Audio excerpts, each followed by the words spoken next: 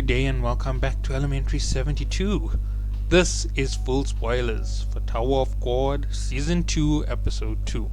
Now, where we ended off in the last episode really threw me for a loop. I didn't expect it to go that fast. And in Episode 2, they threw me for a loop again because they went real slow. So yeah, that's going to be one of the first things that I'm going to discuss before we even get into it. The pacing of the episodes isn't being kept standard. I understand why those first 3 episodes could be put together so quickly, including the fact that you're taking 0, you're taking 1, 2, and 3 together to get to the point where they were in that first episode.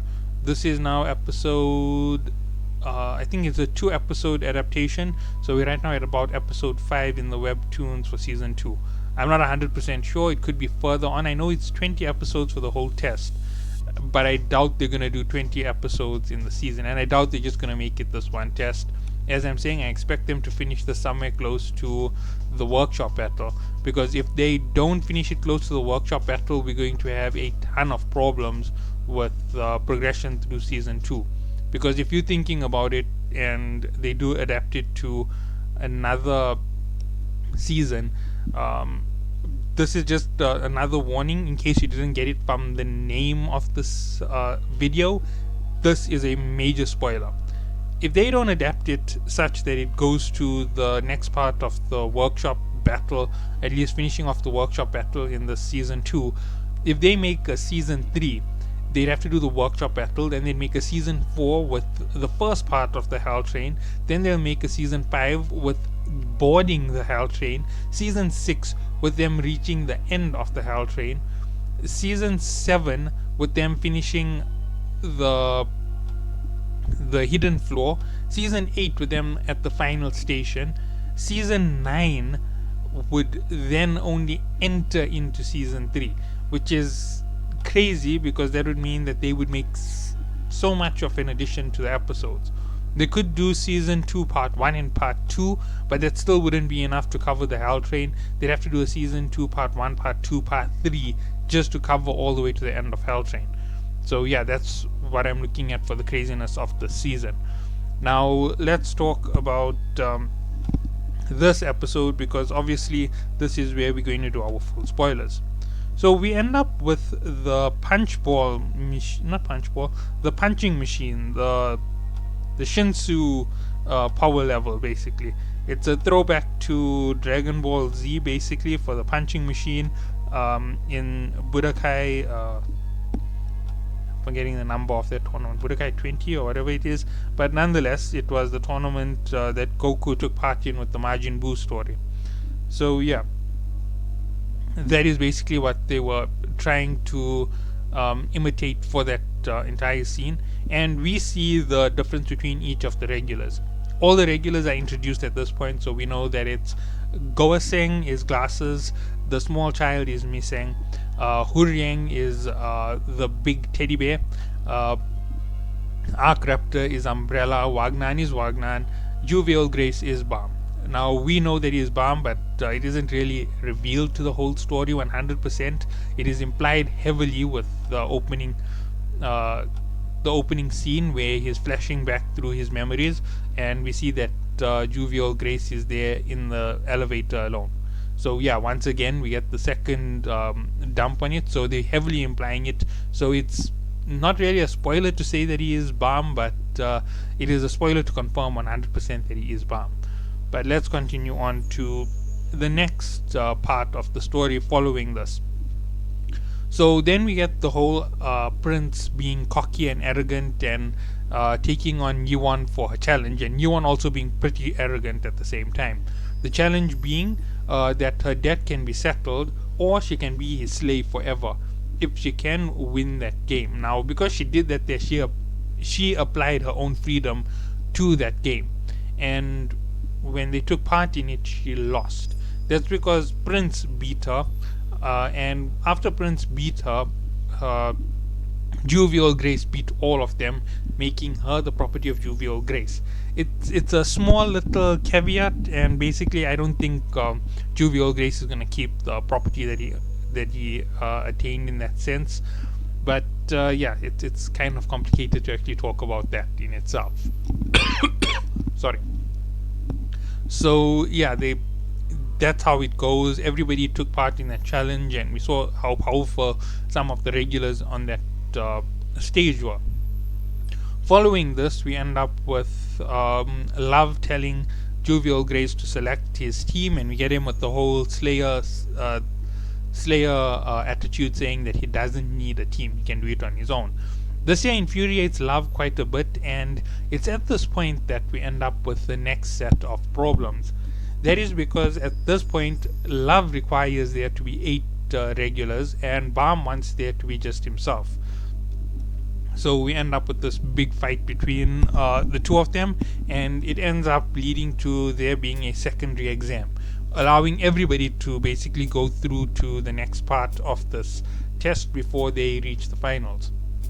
And we know exactly what's coming up, and then we get the whole thing with Yuan and Balm sharing a room. Yuan's gonna get seriously offended in the next episode, I suspect, unless they're gonna cut that out. Basically, where she tells Balm to get out of the room, he can't share the room with the girl, and he asks why, and she says, because I know what you want, you just want my body. And then he says, no, I don't have any need for it, and she gets super offended that he doesn't want it, which is kind of crazy. So yeah, that's that section. Up to that section, what's going to happen, and then we're going to continue with the next piece that comes into it. When they go to the baths, we see that Balm picks up the Ring of Jahad. Now, ironically enough, that Ring of Jahad is supposedly part of the key to the last floor of the tower. So yeah, it's kind of crazy that we see that fragment right now. There is one more fragment that is on the hand of Slayer Karaka. So he has the other ring fragment, and then the other fragment of it, which we all know, is the 13-month series. So yeah, the Black March, the Green April, the Yellow May, the Colorless Undecember, the rest of them, I'm not going to go through every single one, but yeah, all of them put together will have to be smelted out to give you the key to the 13th floor. Then you open the 13th floor, not 13th floor, sorry, the 130th floor's gate, and once you open that, you can now continue the climb up the tower. It's suspected that after the 130th floor, there is more floors to go through, but it is also implied that the 130th floor is the last floor of the tower. Beyond it, there's nothing more. So yeah, that is crazy. Okay, so let's continue on with the next irritating pieces of the story. So we end up with all of this being set in motion, and the story cuts out at this point, but obviously we know there's much more being implied. We understand that there's a relation being implied between Wagnan and Jahad. We don't know that relation. Even up to this point, we still don't know. We know that he is a prince of the red light district implying from Japanese culture, being sex workers. So yeah, that's one of the big implications of Karaka and Wagnan. We also know that the whole idea of slayers is to kill Jahad and the 10 great family members. However, we do get a confirmation within this episode that Balm has been allocated to the Jahad killing sector. So yeah, he is actually competing for the 11th seat of the Slayers, which is currently occupied by somebody else, if I remember correctly. I'll get to that there later on. So yeah, that's what we have. And then we also find out that the test administrator on this floor is related. Sorry, not related. The test administrator Love on this floor. We find out in this episode that he has a grudge against Fug, and we find that out because he wants to stop Balm from continuing on. And we see that his administrator tells him not to do it. Basically, it's like his version of what is that guy's name again? Han Sang-yu. Basically stops him from stopping Balm, and then he violates it, and he does it anyway. And yeah, we know how this test is going to go down. We know exactly what we're going to get to see, and we know that Balm becomes really famous because of this all of a sudden.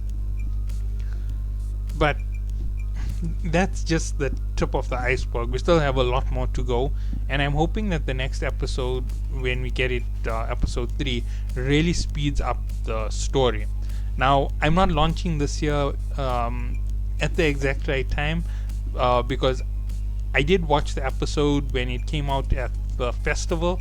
I watched it through a broadcast, which was really, really unclear. And then I got to rewatch it again from an anonymous source, but I haven't yet gone over to my friend's place to watch the episode 2 on Crunchyroll. So if there is any differences between the official and those episodes, I will fill it in. Maybe it gets a little bit longer. Who knows? We'll see. And yeah, we'll see if episode 3 comes out today, then there will be a second video following these right on the same schedule. So sorry about that. So catch you all in the next one. Have a good day and spoil the story as much as you want in the comments down below.